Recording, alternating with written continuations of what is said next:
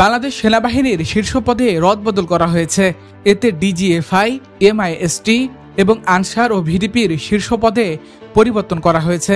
আজ সোমবার এক সংবাদ বিজ্ঞপ্তিতে এ তথ্য জানিয়েছে আইএসপিআর।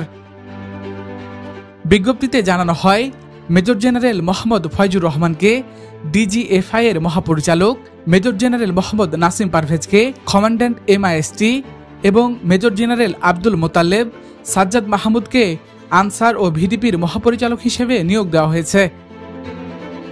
পাশাপাশি লেফটেন্যান্ট জেনারেল মোহাম্মদ সাইফুল আলমের চাকরি পররাষ্ট্র মন্ত্রণালয়ে ন্যস্ত করা হয়। লেফটেন্যান্ট জেনারেল মোহাম্মদ মুজিবুর রহমানকে GOC army training and doctrine command, lieutenant general Ahmad Tabrez Sham চৌধুরীকে সেনাবাহিনীর quarter master general, lieutenant general Mohammad Shahinul হককে কমান্ড্যান্ট এনডিসি এবং মেজর জেনারেল আসম রিদওয়ানুর রহমানকে এনটিএমসির মহাপরিচালক হিসেবে নিয়োগ দেওয়া হয়েছে।